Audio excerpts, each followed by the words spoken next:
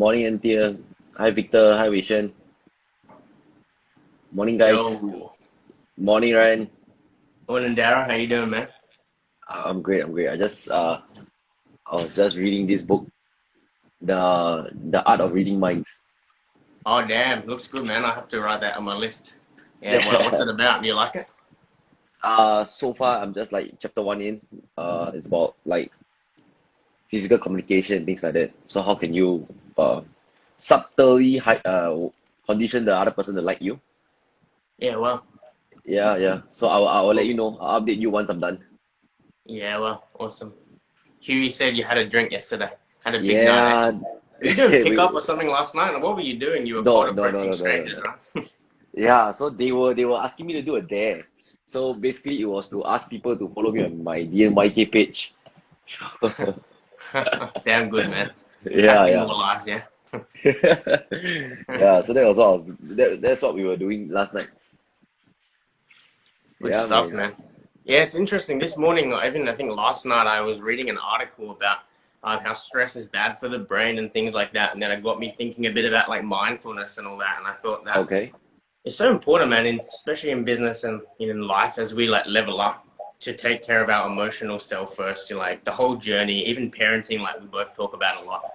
If we can, uh, we can control the mind to be mindful and take care of ourselves, then everything hmm else takes care of itself. So would you say that's very closely in line with inner work?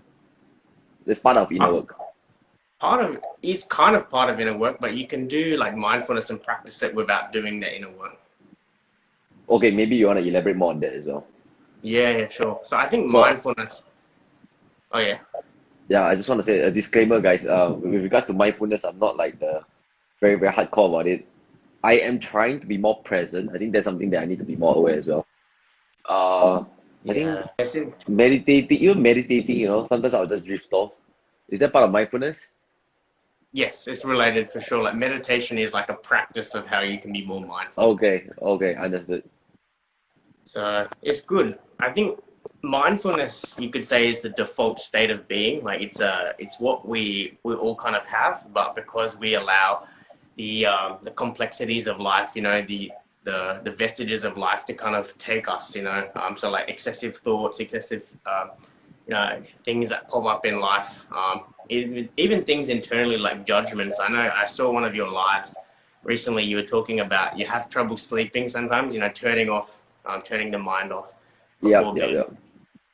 So that's kind of related, but I think yeah, we all kind of are mindful, but then when we let our emotions and our judgments and all these things like cloud our natural state of being, that's when hmm things start to become murky and messy, in terms of our mind.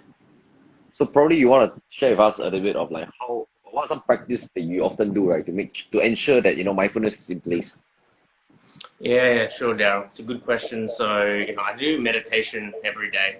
And meditation in general, I know it's a bit of a buzzword. People don't, know what to expect with it. But meditation is really just suspending judgment for a short period of time in order to be truly aware of what's going on. So even as we're speaking right now on this live, there's a lot of vibrations going through our body. If we really put our attention and focus to, like a certain part of our area, we can feel, the blood flowing or our pulse and all these kind of things. So I think meditation, yeah, it's about suspending the judgment to put that energy and attention onto yourself and really going like, not, you don't have to say deep, but you could say just understanding like, what is the true emotion we're feeling inside. What are the true intentions? Like what do we want from this person, or what do we want from our day, or what do we want to go out and do?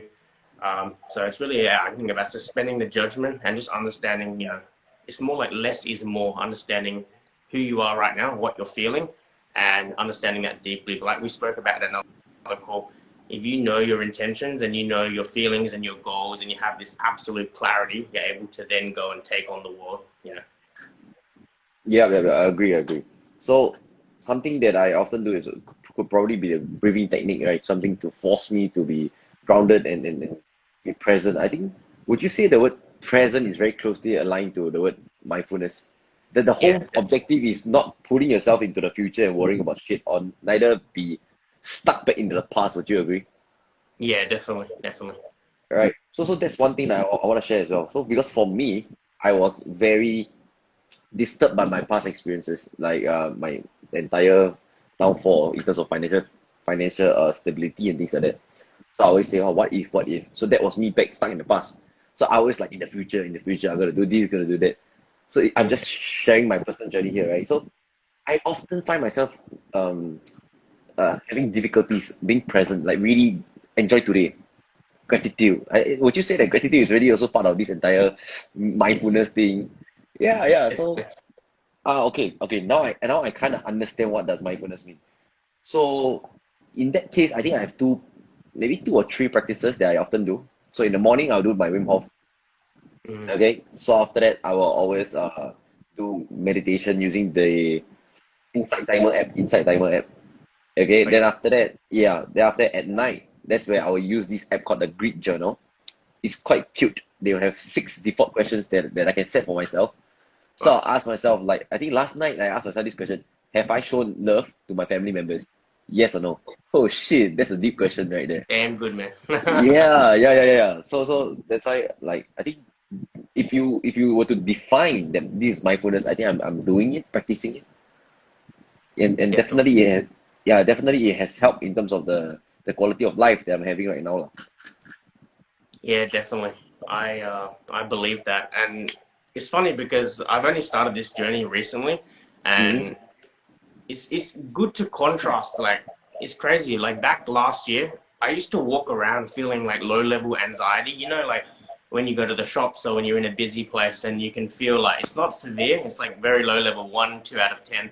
But you can feel this anxiety. It's pulling at you. You know, as you do all kinds of things. And I noticed that when I stop meditating or when I fall out of this the equanimity or this balance, I can start feeling it get me. So that's why I think it's crazy. Like meditation is good to bring you right back to balance, and as you said, practicing gratitude, all these other things are really good.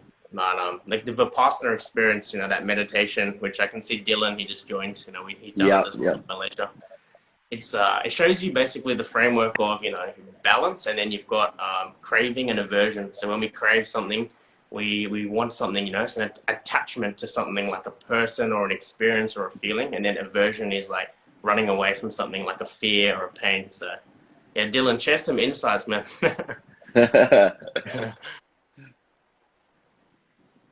Yeah, how, Vipassana. how So do that's the framework. how do you pronounce that again? Vipassana. I say Vipassana, but on the meditation, he's like Vipassana. Okay. I'll most likely give it a shot, man. I really want to experience it for at least once, right? Like heading to like Nepal or India or something, and Oh damn. just really just experience it for itself and truly understand what's mindfulness at best, I guess. This is what I'm doing on a daily basis. I don't even know whether I'm doing it correctly or not. Yeah, Yeah, you're yeah. right. I don't even think there's a specific way, like you say, I don't know if I'm doing it right. I don't think there's a Mm. prescribed method. It's more about just having like this framework of, just accepting yourself and not shutting out emotions because a lot of people, including myself in the past, we used to shut out emotions. If there's any Yep. bad, like greed or anger or something, we're like, this is bad and we shut it out and that disrupts our natural state internally. Oh yes. Okay. This reminds me of my past where I was about 19 or 18 years old. That's where I will hide myself in games, comedy games. I will not Mm, listen to my emotions. I will just indulge in games for 10 hours straight because I want to numb myself with that bullshit, you know? yeah. Yeah, Wow. yeah, really. So I kind of understand. I mean, to be honest, right now, the last 5 years or at least last 4 years, I was operating for a different state. So I kind of cannot understand the previous me. You get where I'm coming from. So it takes some time to make me recall how was life like back then. And now that you reminded me of it, like, I think back then I was living a very unconscious level. I know something was off, but I don't know how to fix it. Neither do I give a shit to fix it. And it was a Mm, very miserable feeling, like I'm stuck, I'm trapped by myself. That's the hardest part. Like it's not someone else's decision, no, it was mine. No. Like if I lose a game, I was playing Dota back then. If I lose a Dota game, I'll play again because I was angry. But I wouldn't mm, say that I'm playing because I'm angry. I don't want to admit that shit. So I just like, yeah, press start game. Then if I win, it felt good, and I'll play again one more round, and it's a vicious cycle. And then now that I look back, right, Then I realized the reason why I play games is because I want to hide from the fact that I suck in school. Wow. I was not the best student. I was just mediocre, and I wasn't having the best character. But my Dota character maybe have better character than me, man. So, so it's all this realization. It's all this realization, man. Yeah, yeah. And I really think that most youth out there, they should really listen to this. Understand that with mindfulness, with being present, you can really extract yourself out to a healthier space, I guess. Yeah, definitely. I know you've talked a little bit about your past and, when you worked in the sales line, you felt like you were doing, I don't know if you would say dodgy conduct, but you were kind Yeah, of like pursuing other goals over, your own values. Did you feel yeah. like maybe deep down, and you might not have known it at the time, do you feel like you were kind of running from a truth or something, like a fear? When I was going through that phase of my life, I don't think that I was aware of a certain fear. I only know that it felt uncomfortable. So that's like what my emotions are telling me. It's uncomfortable. I don't want to go to work. I dread going to work. So all these are very symptom level, right? But Mm. when I dread going to work, right, that was the first cue, the first sign. And subsequently, when I realized that my performance was being affected, my sales performance was being affected, hey, that's a second sign. And when my colleagues told me that, hey, dude, something is wrong with you, and that was a third sign. Then that's where I started internalizing for once. I truly took a piece of paper and did my art of internalizing. And that's why I teach my clients, right? And I truly found out that, oh shit, I want to make more money. Yes, true. But why do I want to make more money? Then there's a next answer, right? So that I can maybe break my previous month's record. And why is it important for me to break the previous month record? Is because I just want to show to myself that I'm good. But why do I want to show and prove to myself that I'm good? Number one reason is because in the past I got nothing to be proud of. And the second reason is because my dad looked down on me. And why is it so important for me to prove to my dad that I'm better than, that I'm better? Yeah, it's because I got hatred towards him. So when I really uncovered that I got a hatred towards him, oh shit, man, I just poured my heart out. And I was like, unlocked. For that moment, I was unlocked. And I told my manager the real truth. Money don't drive me, bro. Would you say Yeah. that? Would you say that is mindfulness? Yes, in a way. It's not, yeah, again, I think it's a broad spectrum of things. So, yeah, Yeah, it definitely yeah. fits into it. And you're so right, understanding those motivations and whatnot. Yeah, there's a few points that popped up to me. I'm trying to recall what they were. But Yep. yeah, you're right. I think it's I understanding those intentions and what drives our actions. You're right, Daryl. I mean, if I think, they call it the seven whys. If we said, to you right now, why did you pursue the sales line? And then you might say money. Why for money? Is it potentially for validation? Is it for father acceptance? All this stuff. I actually think it's crazy. Like a lot of stuff goes back to our inner child. It's like a wounded inner child. We might not have received, love and affection from, certain For caregivers sure. in the past or friends, and we're kind of overcompensating for what we didn't get in the past. Yes, for sure. And the thing is that like I really have mad respect for the seven why, that the Dean Graziosi created, right? But I kind of find it slightly lacking because with this seven why we kind of have this bold assumption that we are absolutely correct. If you think about it, this is my assumption that I want to make more money. This is my assumption that I want to break my previous month record. True. But could Mm. there be a multiple expansion on it? That is why personally when I teach my clients, right, it's a multiple expansion, it's a mind map. And when you look at each mini branches, you realize certain patterns. Yeah, like you see patterns in the fact that I like traveling. You see patterns in the fact that I like to meet strangers like yourself previously. Yeah. And what's that commonality there? Uncertainty probably. So it reveals a lot more about myself, my personality traits and things like that. So Yeah. yeah, like seven level of why is good, but I just think that there's room for improvement as well. Yeah, Eh, definitely. And that's the thing you've taught me before, and on the calls you talk about Johari window, and you don't actually know what you don't know in life. And Yep. it's true. Like the seven whys, or even just asking yourself, it relies on you to have that self awareness. And there's so many times in life where I call it like a mini MBA when I'm trying to solve problems in my own mind of how does this work, or why is this happening, or why am I attracted to this, or this kind of stuff. And then, once you actually gain that, awareness, that's 50 to 80% of the battle. And then you just have to go and research, execute, and get guidance from mentors and things like that. Love it, love it, love it. So most of the time, people think that it's pointless to do reflection in their own words. It's called reflection. Why am I reflecting? There's no action being done. Would you agree? But Mm-hmm. the way I see reflection is like you calibrate your compass. Doesn't make sense if your compass is not calibrated and you're just roaming around with this spoiled compass. Would you agree? and That's and right. that's yeah, and that's that, man. That's that. Like if people really see the importance of setting the direction right before taking the action, is like what you just said. 80% of it is done already. Walking towards your destination is the easy part. Getting the direction right is the hardest part. Mm. Shit. I just want to Yeah. bring this conversation back a little bit to when I was doing the unethical acts when I was a salesperson. Uh, Nobody will understand that they are currently struggling with certain what do you call it, deeper reasons lah. Like because uncomfortable feeling is a symptom issue. So, but they will not know that it's a big thing down there. You get it? The root cause issue, yeah, root cause issue. So I just want to share this with the audience watching this. The moment, right, you feel uncomfortable about a certain thing, that's a sign that there might be a root issue going on. So that's where you need to either do the 7 level why or do my art of utilizing. And that's where you can really uncover and unpackage a bit more. And that's what Ryan has been talking about, which is mindfulness. If you practice mindfulness on yourself, and that's where you can get rid of this uncomfort as soon as possible. So they can move to a better place. Lah. If not, people will Yeah, not know. Lah. definitely. Yeah.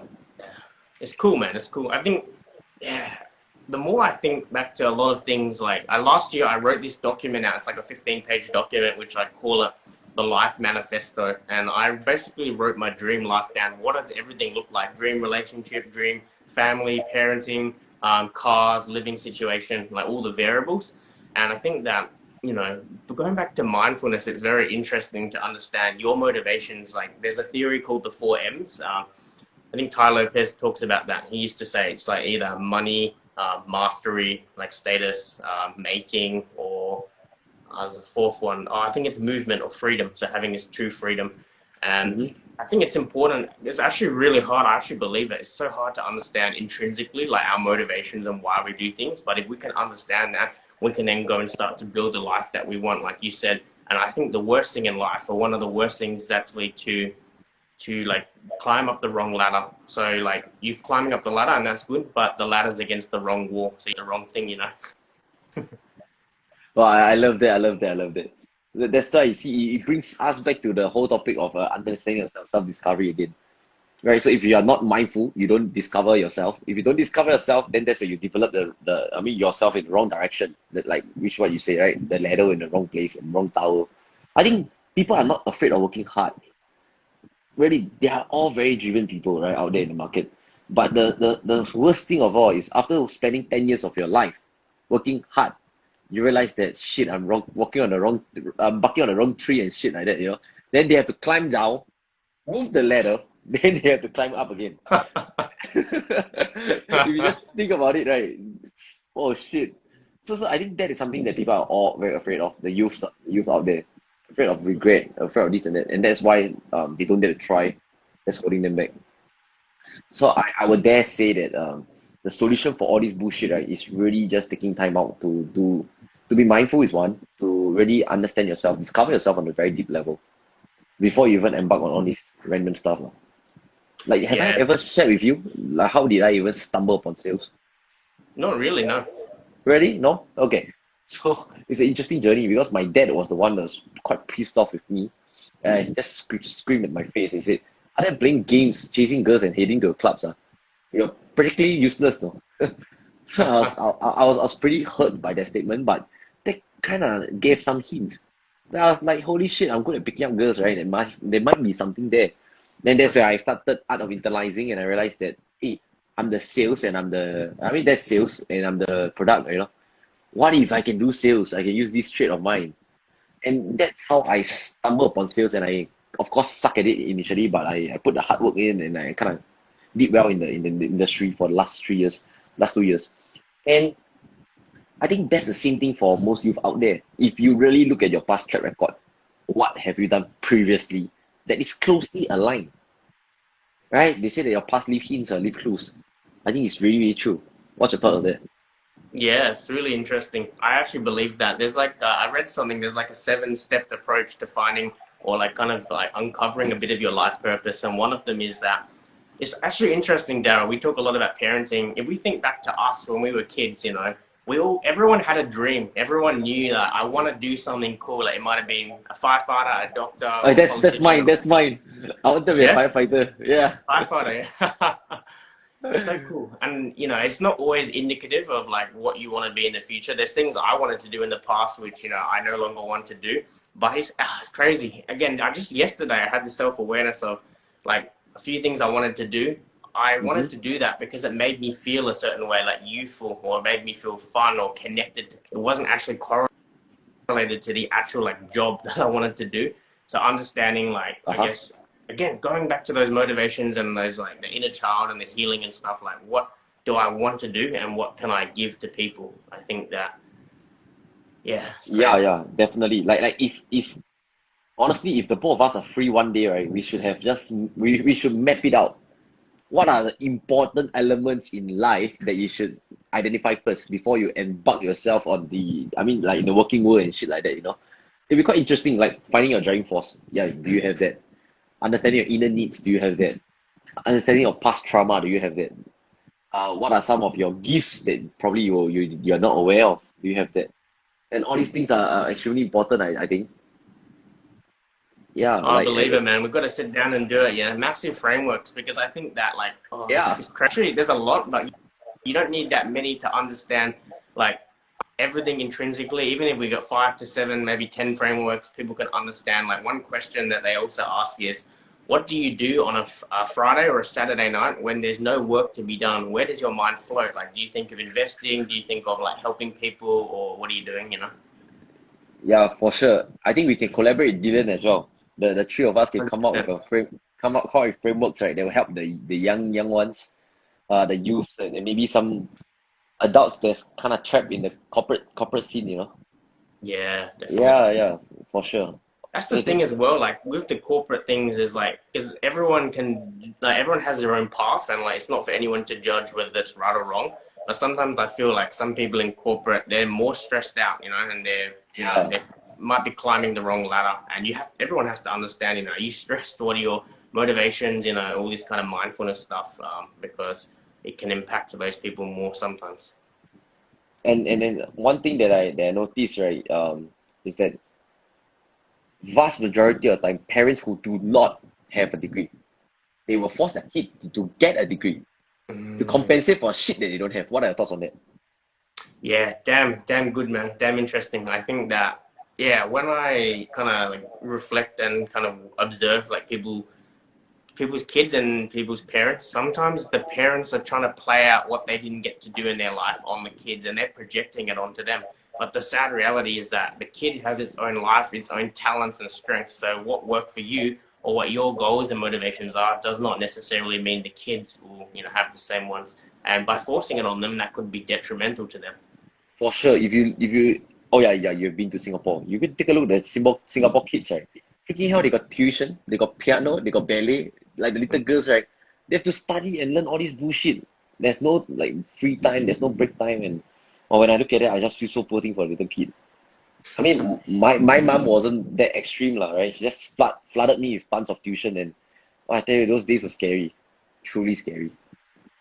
Oh wow, I believe So, it. so yeah, Dylan said something. The parents leverage on the children to fill up their insecurities or regret. Oh, damn, that's so true, man. Really, really. I just shit. That is why I'm afraid that in time to come I will be such a parent. Shit.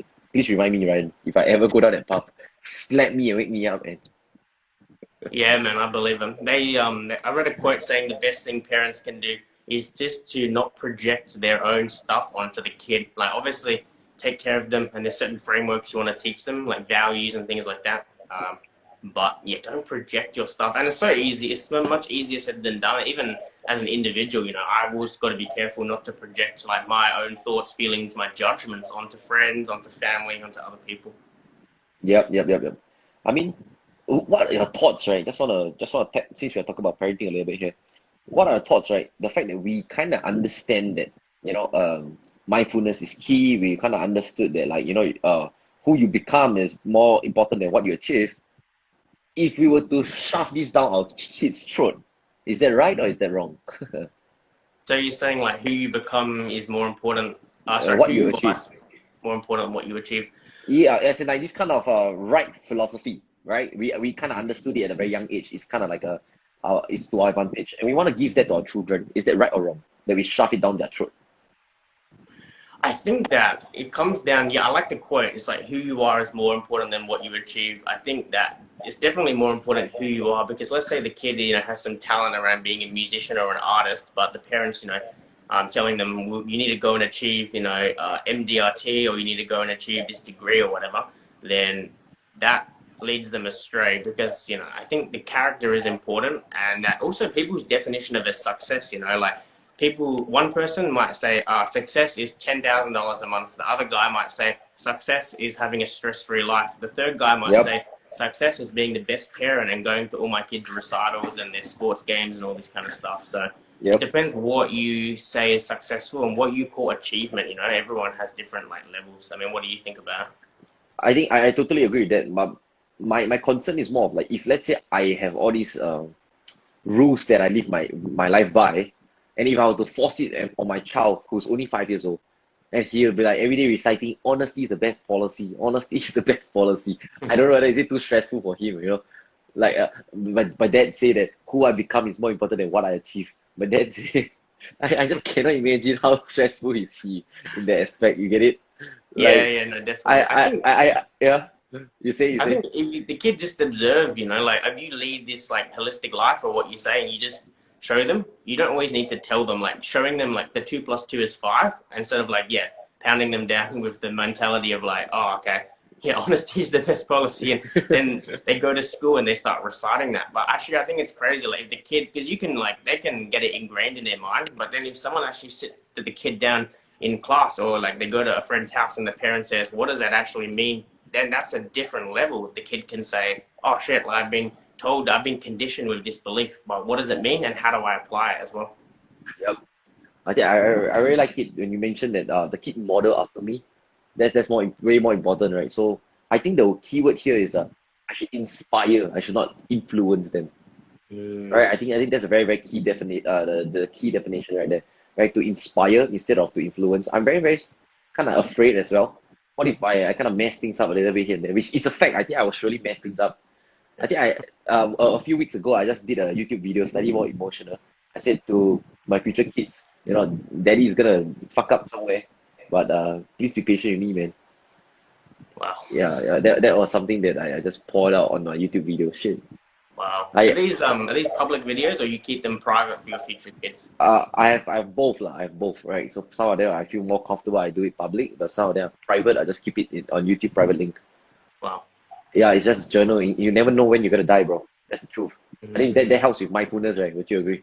The fact that you yeah, are, the fact that mortality is fragile. I was that's just right. And like listening. Seneca. Yeah, Seneca as well. I was just listening to Sadhguru. Is it something Sadhguru? Are you familiar with him, Sadhguru? No, I haven't heard of So him.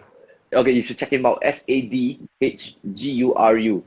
So apparently, there's this lady asking him, uh, how what should I learn and understand that I can live my life very well? And he just said this thing, knowing that you are not immortal. God damn, that's what it's a 4 minutes meditation podcast or something like that. I just heard it earlier. Knowing that you will never be immortal, and knowing that mortality is very fragile, you will die anytime. The moment you open your eyes today, this morning, you should be grateful that you didn't die. Every Yeah. night, there's a million people who cannot wake up and never open their eyes. You are not one of them. Be blessed. Oh, that is damn powerful. Damn good, man. That's what I always like say to Yeah, my friends as well is that, living is a gift, just waking up and being here, like again, like a lot of people might have like ailments, like, disabled or have COVID or, they're in hospital or yeah. something. The fact is we woke up, we're healthy. Now, like it's such a gift, like we should see it as an absolute blessing now to go out and to serve people and to live our life. I really totally agree. The fact that I can open my eyes, the fact that I'll feel my heart pumping. Like last time, I will never appreciate all this kind of stuff. I'll say bullshit. I really call bullshit. I'm like let me just do my shit. But this time around, when you put things in perspective, you know that like really anytime you will die. I guess it also comes in ties in closely with what I experienced before, right? When I attended my mom's sorry, not my one was my mom's surgery, you know, when she entered the operation theater, right? I was quite worried. What if I cannot get to see her after, you know, why something went wrong? And all these people can say be grateful, but only when they experience incidents like this, then they truly can understand what's gratitude. I really believe, right? We can only hear so much. The keyword is hearing versus experiencing.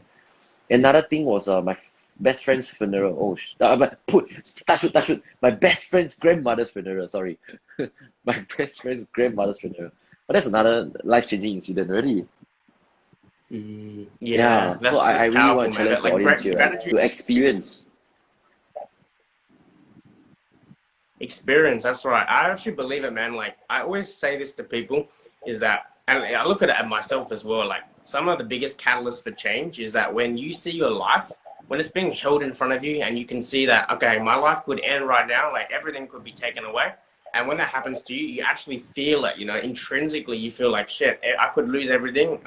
And you know, I've got this as a gift. If I could just have back what I already possess, which is like my freedom and my life and all this stuff, then that's powerful. And I think sometimes you have to like hit rock bottom. Like, and I actually believe it. Like a lot of successful people I was reading, you know, shit has hit the fan. They've had major adversities and difficulties, and from then on, it's a contrast bias because they start rising up, and they always, as you said, they feel it, and they remember back to that time where they were about to lose everything, or you know, they were on their deathbed or whatever, and they're like, shit, you know, I'm just grateful, and that, you know, motivates them every day forward.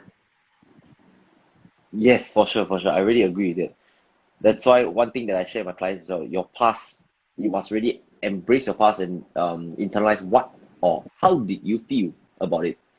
Because if you just say that in the past I fell down, for example, I dropped down from a cliff, that's that.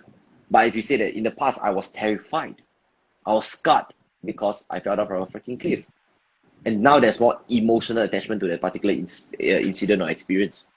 And in the future, what can you do about it? Probably you say that I'll make myself work out so fit so that I can climb the freaking cliff and not drop down, man.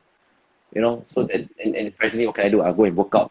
So now you just simply attach a new reason why the fuck you should work out. And that is actually powerful. Now there's an emotional attachment to you working out versus some guy who say, let me just go work out. Like like it's damn powerful, really, once you can understand this concept. Yeah, definitely, man. I believe it. Like attaching emotions to goals and to everything we do as well. If we understand our why and then have the emotions, it's very powerful. Definitely. Yeah, for sure, for sure. Time flies every time I chat with you, bro. Like this is 30 minutes already. I love it, man. It's great. So, we try to keep it short. Let's sum things up in the next maybe 5 minutes or so. What are some questions that you have been pondering about the past few days? It's a good question. Let me have a quick Yeah, think about it. I've been yep, thinking a little bit about purpose, and I guess you could say legacy. Like I introduced you to the concept before, yep. 900-year legacy, like not just yours, but your family's legacy. So I've been thinking about that. Um, How does it look like for you? I can't answer that right now. So it's a deep question, man. I haven't like Yeah. explored it myself. I think there's a lot to say. I can see so much opportunity out there, like in terms of lots of different things, like even social media, and but using social media to impact people, to put your message out there, and Mm-hmm. you know, it gets me thinking about, yeah, like I guess just you gotta pick your ladder up against the right wall. You've got to choose, you know, what do you want to do and have absolute clarity on that. And that's something I was going to add in before actually, was that traveling. About you, Daryl, like how much you've traveled, but I really feel like, again, it's interesting. Maybe Dylan, if you're still here, you can chime in. Like, what do you think of students taking gap years? Because you know, some people say, you know, don't take a gap year, go straight to uni, go poly or whatever, study, you know, get this safe, secure job or whatever. But then, you know, I've done that, and then I've also taken time off to travel, and doing that, you know, gets your purpose. So that's something I've also been thinking about, is like, you know, traveling, and so much to it. Yeah, I think I can chime in a little bit here because I took a gap year after my army. Instead of like traditional path, you know, after army you go to uni and shit. I actually asked my mom. I said, I not really asked my mom. I kind of like justify with her saying that hey, for the past 20 years, in fact, when I OR'd, I was maybe 22, right? I said the past 22 years I was under your control. I was trapped. I have no choice. I have no say. give me for once the freedom for me to choose for myself. And she was like, yeah, sure, if you can figure yourself out. And I'm like, cool. So I took that 1 year to work as a salesperson, sales intern first. Then I worked as a sales professional and blah, blah, blah. That 1 year was amazing. It gave me that sense of achievement, sense of self-validation that I'm actually good at something versus what I used to experience in school. And like what you said, right, I took time to travel as well, backpacking and things like that. And then I set my mind that you know what, let me go back to school. And I very very clearly know why am I going back to school. It's not really for the degree per se, but it's just to reassure my mom.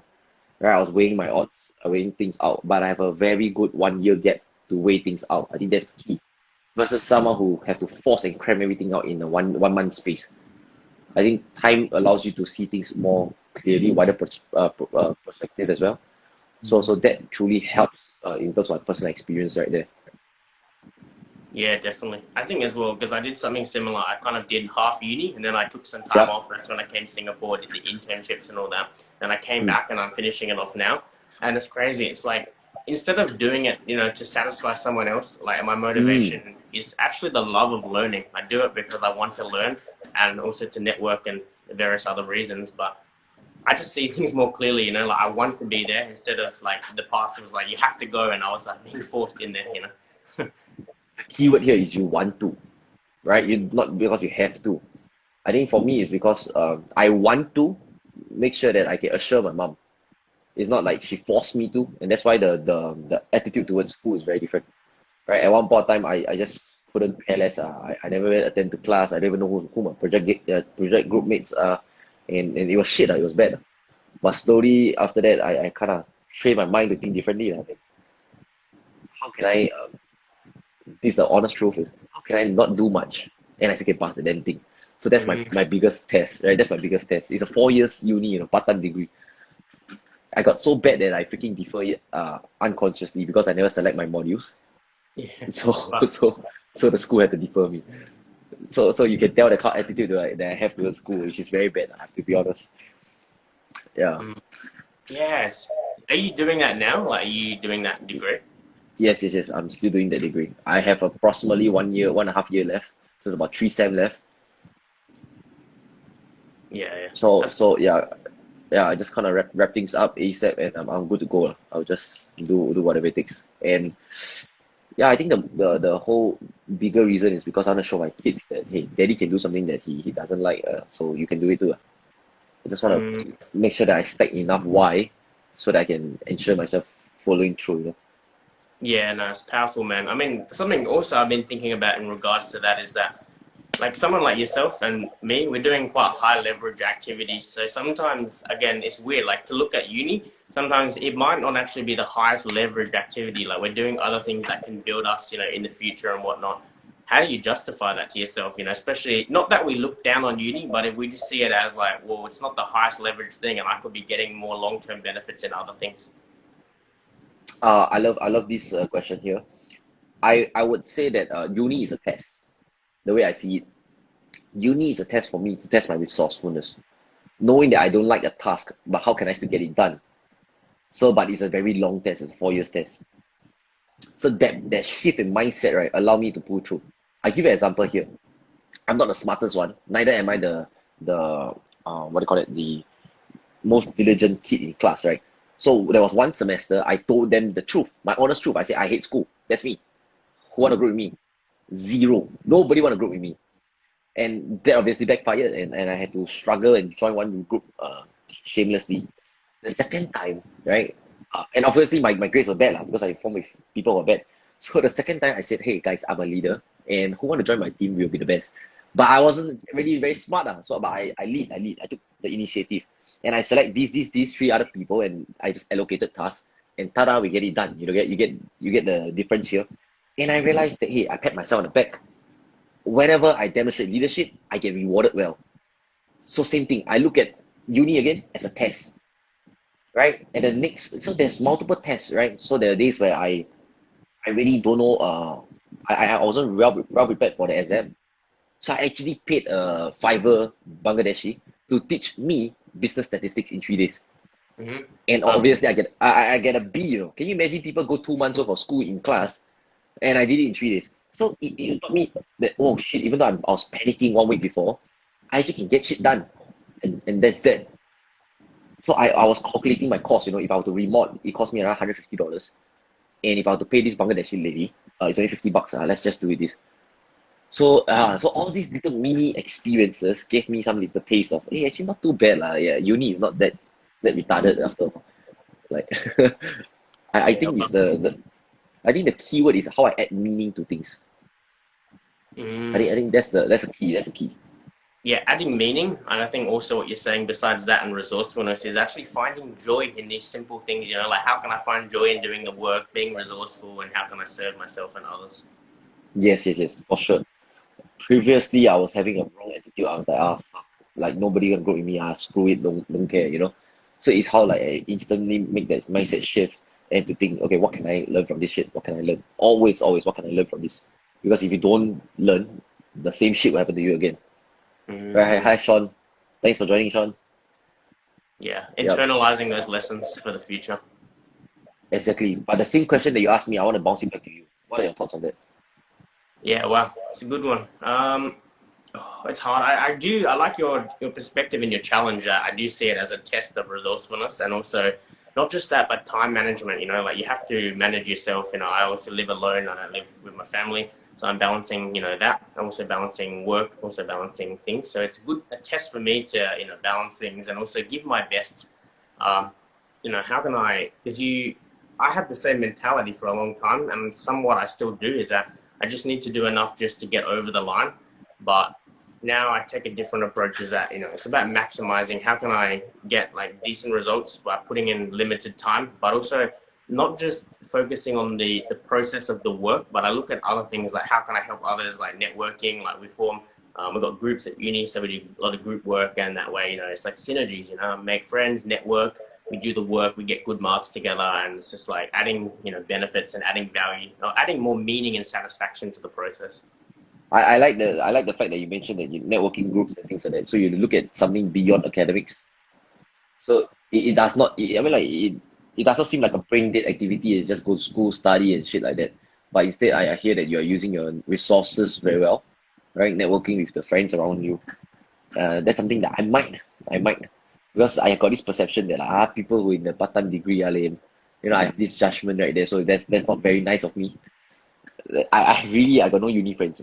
I'm like, Man, it's a crazy yeah. topic. Uni friends and networking. Yeah. I have zero uni friends. I'm not bullshitting you. Like I rather pay $30,000, right, to network with people who are way street smart, or way more experienced in terms of the business running businesses and things like that. Like you get that point, right? Whereby I will Mm-hmm. look up to people and I want to learn from them. Versus like I don't see like why would I want to work why would I want to learn from people who are studying? Like I don't value studying. Yeah, so that's just my perspective. Okay, we should allow us to share this point. Mirror, no, model after who you look up to. That's it, right? Mm. Model after people who look up to. Network with people who you look up to. There's no point with networking with people who you don't look up, don't treasure.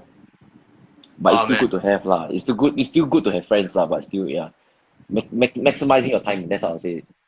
What's up, Eduardo? Thanks for joining, man. I believe that, like, again, not to discredit anyone or not to judge anyone, but you're right. Yeah, Like, some people say, well, if you make a lot of friends at uni, you're just making friends with people who are learning as well. Like, they can't serve you. Tyler has this thing called the law of 33%. He says 33% of your friends are networking above, 33% on your level, and the last bit below you, so you can serve them and contribute and give back. And like, I believe what you said as well. Like, you should network with, your with people where you want to become, also people yep. way above you, because that's Mm, powerful. And don't forget to give back as well. But I think at uni as well, like I always think that it's funny. I was thinking about this last night. A lot of people who are actually doing stuff like running and having impact and contribution and whatnot, they're actually not at uni. Like they're there for the class. As soon as the class is done, they're going back to work. They're going back to board meetings. They're going back to their mission. So they're actually, you're not going to find them sitting around at uni, drinking or like eating food or like sitting on the lawn playing with their friends and stuff. Not that that's a yep. bad thing, but I actually believe like a lot of the movers and shakers, they're not there. They're there for the minimum time or even on an online capacity, and they're out there serving people. So that's why we also got to look in the right space, with the universities and stuff. that makes absolute sense, right? People who have no time to waste, why would they be there? Yeah. Hi Bagil. Mm. Yeah, Agio. yesterday, last night Bagil was insane, man. Last night he was having so much fun, forcing us to do crazy as shit. Saw the videos, yeah. Yeah, you should come over real soon, man. After this COVID clears up, Oh, dude, that's great. When this whole thing's over, man, I'm coming to Singapore. I was gonna go there in January, but yeah, yeah.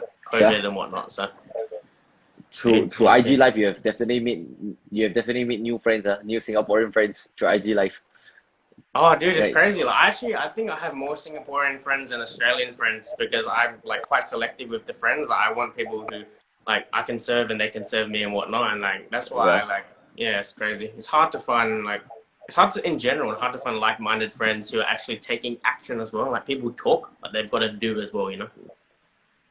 for sure, for sure. That's why we can click so well, right? Just through IG DMs, man. God damn. The best man, best networking, best way to make friends. I feel in this age. Yeah, for sure, for sure. Okay, we just wrap things up. I'll catch you soon, brother. Awesome, Daryl. Good chat, man. Peace See out. you soon. Peace out. Good day ahead. You too, brother.